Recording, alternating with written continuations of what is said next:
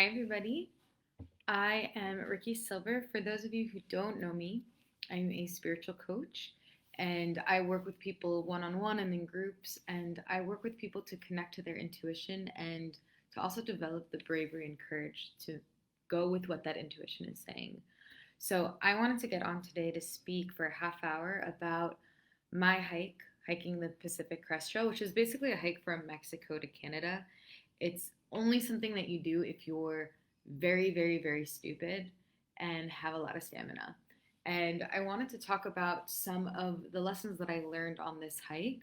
I have been wanting to hike this hike since I was 16 years old. I saw it on a blog, not through Wild. I saw it as somebody wrote on a blog. And when I was 16 years old, I was reading that blog and they just spoke about everything that they ate when they were in town. So they would eat like three hamburgers and like two sides of fries and like five milkshakes, and they could just have their appetites just multiplied by four. And when I read that blog at 16, I just thought, I want to eat like that. So that was the seed that started this dream of wanting to hike the Pacific Crest Trail. And then from when I was 16, I moved to Israel. I did national service and I ended up getting my degree. And every year I thought, okay, next year I'm going to hike it. Next year I'm going to do the Pacific Crest Trail. And it kept being this thing that kept getting pushed off. So the first lesson that I learned on the Pacific Crest Trail was actually before the Pacific Crest Trail. It's this idea of everything will stay a dream until you put it in the calendar. So I was pushing it off every single year. I wanted to do it when I was 20, 21, 23, and everything I did was kind of like a sidestep to get there. So I hiked the Israel National Trail as kind of a practice, and then I hiked a through hike in the Alps as also another practice, and I kept not biting the bullet and not just letting myself choose that, okay, now it's the time to hike the Pacific Crest Trail. And what happened was that COVID hit and everybody was going through this self-reflection time, and my secondary degree, my master's, got pushed off a year because of all of the delays of COVID. And I thought, okay, I thought I was going to hike the Pacific Crest Trail after my master's, and I realized it will just keep getting pushed off. And at that point I realized I'm going to be 27 when I hike the hike, and if I don't do it then I'll be 28 and I might get married and have kids, and then I won't be able to do it until retirement, and that will look really different to hike from Mexico to Canada when you're in your 60s versus when you're in your 20s. So I realized in order to make a dream come true, you actually have to turn it into a vision. You have to put it into the calendar. So I booked my flight for April 2021 to fly to America. I'm from Israel. To fly to America and to get myself to the Mexico border. And once I did that, once I just actually decided and gave myself a date, that's when things started working backwards into my favor. That meant once I had the date of it's coming, it's happening, what do I have to do between now and then in order to make that a reality? So that meant closing my clients. I was running a spiritual coaching business. That meant closing up my apartment. That meant figuring out what was happening in my relationship, because I was in a relationship then. It was figuring out all of the different factors in order of what do I need to do in order to get there, in order to make this a reality. So, anyways, that's lesson number one. The lesson number one of the PCT was you have to actually turn it into a vision. Don't just dream your dreams, turn them into visions, put them in your schedule. Then they will happen. No one is going to make it happen for you, especially if it's something that is yours and not the regular path of everybody else's life. If it's something that's unique to your experience and what you want to create in life, no one will tell you it's the right time to do it. No one will sit down with you and help you book all the flights and find the right time in your schedule and teach you how to budget for it. No one's going to do that for you. You have to do that yourself. So give yourself permission to transform your dreams into visions. And then from there, your visions turn into reality with goals. The second I got to the Mexican border, all I had to do was walk. The hard parts actually was making the decision and moving and adjusting my life to move towards that decision. Okay, that leads me to lesson number two. Lesson number two is that you get to choose the adventure, but you don't get to choose the lessons that you're going to learn. So I have this theory that when I stepped my first step on the hike from that Mexican border, the trail, the earth, the land, all the way to Canada, got a download of who I am, what I need to work on, what's going to trigger me, what annoys me, what I need, what I love, what's something beautiful that I could have in my life, who are the people that I need to meet, who are the people that are going to hurt me, who are the people that are going to love me. It got that download of every single thing that I need to learn and move and be pushed forward, and it planned it for me. As in, it knew that I was going to be in a really bad mood and the temperature was going to be at 110 and the mileage was going to be long and the altitude was going to be high and I was going to have to do a lot of elevation that day. It planned it all to really like push me to my edge, to get that thought out of my subconscious, to get that emotion through my system. So this way it could move beyond me and I could grow from that. So it knew everything about me. And then the trail was perfectly and uniquely and tailor made for me to push me to my edge so I can reach my goals, that I can complete my intention, and that also it could teach me things I wasn't even expecting. Because again, the lessons you don't choose, but the adventure you do. So you don't have to walk from Mexico to Canada, but maybe you're planning on joining med school. Med school will do that same thing. It will teach you, it will trigger you, it will bring you to your edge. Marriage will do that as well. All of these things, all of these adventures that we choose, we get to use that vehicle to get us to grow, but they are the things that are going to teach us those lessons. So my unique time on the PCT is totally different than everybody else's. Any other hiker that I spoke to, they had different experiences at different moments. And even some of the mountains and some of the elevations and the peaks, they were hard for everybody, but for some people, it was when they learned how to believe in themselves in those moments. For other people, that was when they actually moved through their relationship with their dad on that peak. It's super cool. Wherever, we don't know where it's going to meet us, but it knows us and it teaches us and it changes us through that. So the only job that I had to do once I reached Mexico, once I got there, was to hike, was to walk and just allow those lessons through. So again, the first lesson was you need to turn your dream into a vision by choosing it and by committing to it and putting it in the calendar. But once it starts, you're on the journey. Then the journey's totally taking over and you just surrender to it. You just know on some days it's going to suck and it's going to be pouring rain and you got 27 miles until you reach town and somewhere warm and dry. And then there are other moments where you're in a great mood and your iPhone shuffle has the best music ever, and then suddenly a random stranger shows up with tons and tons and tons of Gatorade and food, and it's called trail magic, where people from town, like normies we call them, come onto the trail to just give hikers food. And those moments happened. And trusting that you meet the right people at the right time. And that was something I learned so deeply, is that when you give your life to chance, you realize nothing's chance. Everything is totally calculated. The hitches that I got were perfectly what I needed. The drivers said that one sentence that I so badly needed to hear that I didn't even know. So the more you put your life to chance, the more you'll realize nothing is chance. So that was lesson number 2, which leads me to lesson number 3. It's actually lesson number 2.5. But basically, the trail learns you, and you'll realize that you are co-shaping your reality, and your reality is co-shaping you. This is a really fun truth bomb. You've actually never been in nature. Say that again. You have never once been in nature your whole life. I don't care if you spent 3 years in the woods, in the Amazon, or the forest, or wherever it was. You have never been in nature, because the second you decide to go into nature, there's already information being passed into nature to let all of the ecosystem know that you're on your way there. So there's a lot of forms of gossip in the forest. There is birds that the second that they see a human walking by, they start chattering to one another, and they send that information through the entire forest. And they also send that to the animals. The animals become aware also that a person is coming, and the animals hide. The birds are chattering and gossiping, and then the much slower form of gossip is through the tree roots, that the roots of the trees start realizing and sensing that there's a human being there. And they also open and close and send that throughout the whole forest, the whole network. So You've never seen nature, because the second you decide to walk into nature and you pivot and you start moving towards there, the forest already shapes itself in a way that it can handle you.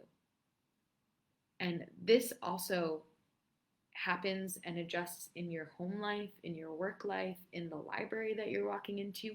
Everywhere you go, just by your intention of going into there, it starts changing. It changes its orientation. So you don't see actually the real version of it. You only see the version that it allows you to see of it. And that depends on your energy. That depends on how you show up. That depends on how open and closed you are. And then you meet whatever's there, and that in exchange causes a reaction in you. This happens in your home life too. You walk into the living room, and if you're in a bad mood, people feel that. People feel that by the way that you slam the car, by the way that you may or may not text them, your roommates, back before you walk in, the way that you open the door. People feel your energy. And then the kitchen's dirty, or your roommate's listening to their show on the couch in the living room, and it affects you even more, and you're affecting it. So you are constantly co-shaping your environment, and your environment is shaping you. Don't ever, ever, ever indulge in the idea that you are an individual and you're alone in this world, because you're not. Everything senses you, and you sense everything as well. And we affect each other. And you have to ask yourself that question is, am I contributing or am I absorbing? Am I contributing? Am I bringing in good? Am I allowing this to be a symbiotic relationship that good is causing good, that's causing good? Or am I actually sucking the energy that's here and I'm pulling it back and I'm taking, and I'm constricting, and I'm therefore halting the energy and stopping the flow? Are you making the animals hide, or are you showing them that this is a place that they're welcome? Okay, so it's just a question that you can ask yourself. Okay, so now lesson number 3 is, now that you know that you're not alone and that you leave an impact, you're just constantly asking yourself, what is the effect that I have on my environment? And in turn, what effect is my environment having on me? And that's the point where you get to choose. On the hike, the saying is you get to hike your own hike. But that really means you get to stop in town for as long as you want. You can set your pace for 3 miles an hour, or you can set a jog for running 5 miles an hour, stopping for a nap every 2 to 3 miles. You get to decide. And based on what you decide, you're attracting a different crowd. The people who, it took me 5.5 months to hike the Pacific Crest Trail, and there was 2,000 hikers. I didn't meet half of them because of my pace, because of my decisions, because of how I decided to hike my hike. And for better or for worse, because there were people on the hike that I could have totally jived with, and there were people on the hike that totally weren't my speed, pun intended. So you have to understand that your decisions impact your environment, and you are attracting or repelling people. And you want to be around the right people. There were people on the hike that if I would have stayed with them, my hike would have been totally different. It would have taken on a whole different meaning. My lessons would have been different. And then there were people on the hike that changed my life and totally changed the way that I see the world. So you become the sum of the people that you spend your time around. You become the sum of the environment that you decide to be in. Is your environment loud and stressful, or is your environment supportive for growth? Just look at any plant. Plants can teach you so quickly what it means to be in the right or wrong environment. You are a plant. You are literally made up of 95% of the same things. So you ask yourself, what is the water that's being given to me? What is the sunlight? What is my network? What are the thoughts that I'm having? What are the opportunities and point of view that I'm allowing myself to have? And who's my network? Who's surrounding me? Who do I decide to spend my time with? Okay, so that is lesson number 3. Lesson number 4 is everybody and everything has a piece in the puzzle. That means you are constantly bringing in new pieces of yourself, and every part of you has a place here. When we reject parts of ourselves, they will come back to hurt us. Any part that you reject comes back to you, just instead of from inside of you, it comes from outside of you. It will show up as a neighbor, a loved one, a child, a shitty person on the bus, or a hurricane, a foreclosure on your home, taxes, it will show up outside of you if you do not let it come up inside of you. So there was a really interesting phenomenon on the hike, and it's called having trail names, which is basically you show up on the hike with your regular legal name and you do something silly or stupid or ridiculous, and then you get a new nickname. And that new nickname is what you are known by. So for me, my real name is Ricki, but my trail name is Barnes. And it comes from a story that when I flew in to hike the PCT, I went to Barnes & Noble's and I got a Starbucks and I ended up choking on it and I had to get the Heimlich. And while I was choking on it, I had this thought of like, I cannot believe I'm about to hike the PCT and I'm going to die at Barnes & Noble's on a Starbucks. And that story ended up becoming my trail name, Barnes. And what I loved about that was getting a new name shifted who I was and who I could be. It gave me permission to show up as something else, which was awesome. So when you have a new name, it gives you permission to show the parts of yourselves that were in the shadow until now. I know Ricki as a workaholic, and she's focused, and she's a spiritual coach, and she always makes sure to put in her hours, and she's very scheduled and regimented. And then Barnes was this person who was just fun and silly and ridiculous and carefree, and just took all of these crazy opportunities and she just let the adventure roll off of her. And it's something that I'm trying to incorporate now. How do I let Barnes stay alive in my regular life, in my career, in my doctorate? How do I let her still pulse through? So by giving myself that new name, that new identity came through with it. And they say it also with languages. When you learn a new language and a new culture, you also develop a part of your personality you didn't have. And it gives you permission because you're not thinking in your usual language. You're thinking in a new language, and therefore you have permission to change more rapidly. So by including Barnes, or by letting myself have this new identity, it started changing things, and it started seeing that I actually could have a whole different set of belief systems. Barnes has a different set of belief systems than Ricki, and it was really cool to experience that and to play with that and have fun with that. So by including yourself, by including these other pieces of yourself, you allow yourself to meet situations differently. I'm going to say it also differently for a moment. Every single person has everything inside of them. So you are not just you. You're not just Sam. You're not just Michelle. But you might have those identity parts of you're a wife, you're a mother, you're a coworker, you're a cousin. You have all these little pivots of your identity. And I want to expand that for a moment. Everything that you think isn't within your identity, you have too. So you're actually a murderer. It might take a very specific situation to bring out the murderer inside of you, but every single person has that in them. For some people, they could be a murderer more easily. But maybe for you, you just need one person to hold a gun up against your child, and that will bring up and draw out the murderer inside of you. So you have every piece inside of you. When you don't acknowledge it, it comes from outside of you.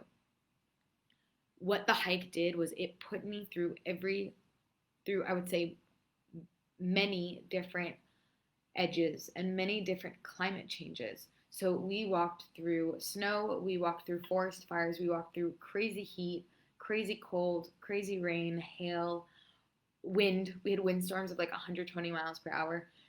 All of those different elements against my psyche, against my stamina, against my mentality, drew out different parts of me that I didn't know existed. And I have very specific thoughts that can only come up when I'm in a windstorm, and very specific thoughts that only come up in the heat. And it was really cool for me to see of like, you might think you're evolved. You really might think you're an evolved person, but try hiking with somebody for 2,000 miles. And now try answering their questions while it's hailing on you. All of these moments made me see, wow, I'm not actually that evolved. I'm mostly okay. That was really it was a really humbling experience of like, I'm 60% okay. I'm maybe 10% awesome.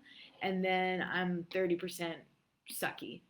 And it drew that out of me. And my wind thoughts are like kookiest thoughts that I've ever had. And they're silly and ridiculous and they're nonsensical because the winds were just hitting me and I was going against them, just trying to push myself to do 4 miles.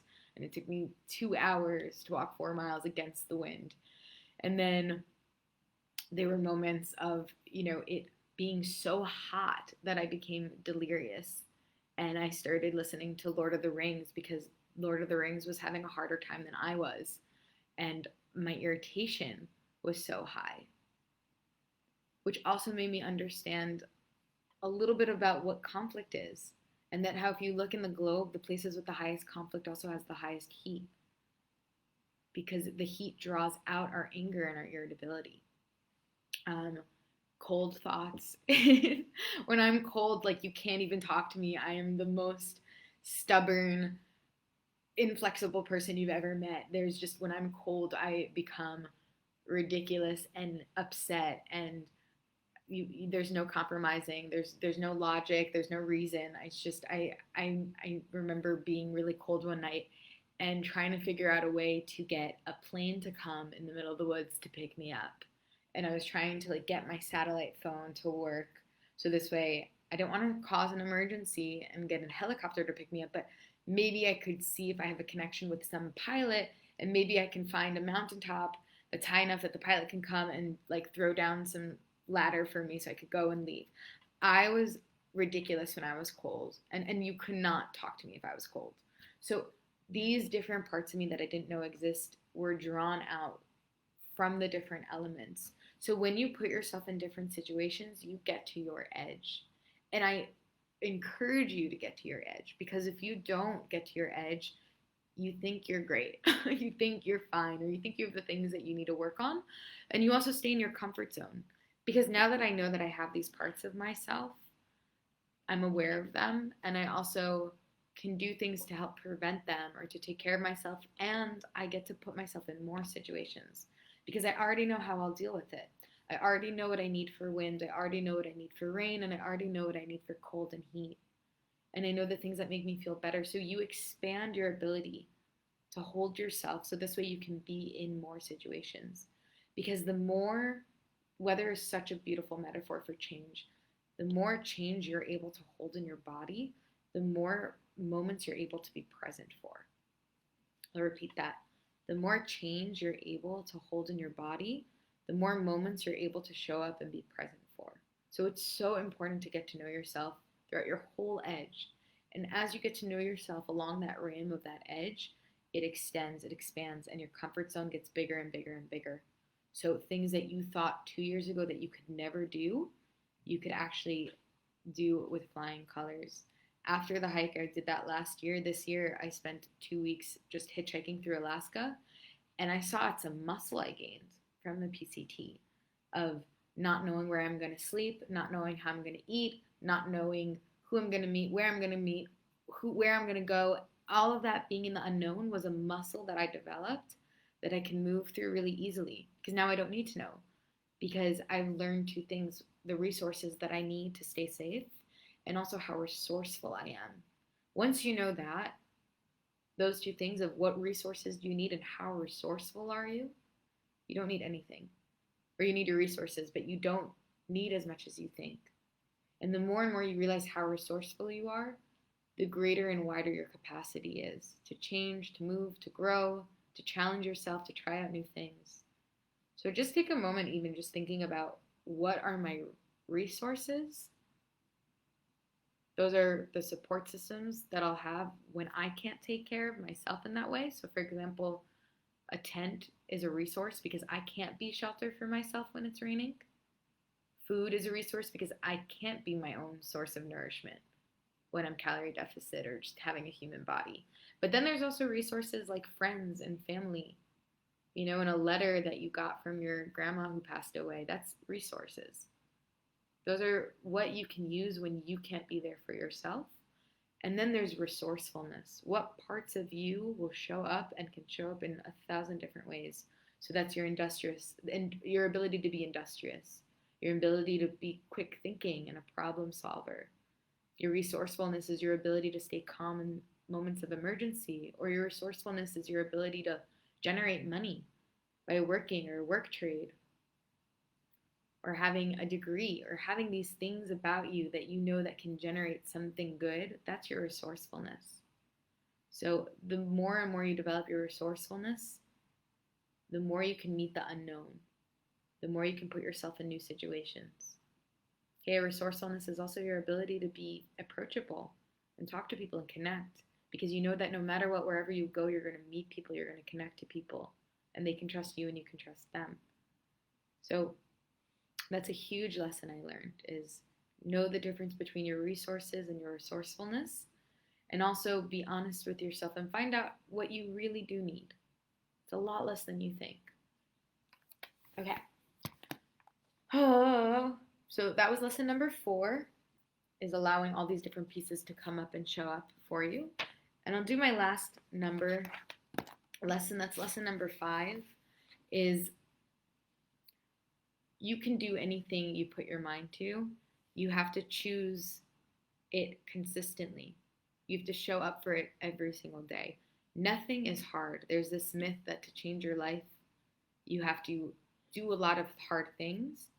But actually what it is you have to choose every day something different and be consistent with those choices. Those choices compound. I did not walk from Mexico to Canada in a day, in a week, in a month. It took me half a year. It was like the most never-ending kind of. It didn't stop. It was like a monster that you couldn't kill. No matter like if you shot it with a machete gun and then cut it up into little pieces, it kept going. It never ended. But I never stopped deciding. I always kept choosing to keep going. So it's the consistency. Choose it consistently. If you choose something consistently and you trust that you'll get to your goal, you will make it there. It's literally just knowing the truth about compounding. Every time you make a decision, it compounds in your favor. If you choose to scroll at 1 a.m., it's going to compound every day, and you're going to have different sleeping habits. You're going to have comparisonitis. You're going to not have the energy you need to make the decisions you want the next day. It's going to compound in that way. And then you're going to feel like your life never started, or that everybody else is moving forward except for you. Or you can compound it differently. Make those choices every single day of, what do I need to do to make today count? Is that exercising? Is that drinking 5 cups of water? Is that showing up in your writing, in your work, in your schoolwork, for yourself? Whatever it is, compounding. By choosing just to walk, the first day I walked, I think we did 12 miles. The second day we did 15 miles. The third day we did 17 miles. We just kept consistently choosing until we were able to hike 27 to 30 miles a day. And then it became the background of my life. It wasn't even the main thing I was doing anymore. It was just something that I did every single day, and while I was thinking and doing other things as well. So that all led to Canada. And I realized also, because I met so many different adventurers who were also having these amazing epic lives, and I'm just asking myself, because I grew up in a certain society where you grow up, you go to school, you get married, you have kids, and meeting this other story of people who live in Norway for 3 years and live in their van and have a dog and, live in a homeless shelter, and then they move to a therapeutic horse ground where they raise horses. It was all these different lives I didn't even know existed. And just asking myself, well, what is it that they're doing? Nothing. They're not special. Everybody was just a human being with feelings, anxiety, limiting beliefs, narratives about themselves. The only thing that they did different, the only thing that made them different between them and a normie, was that they just decided.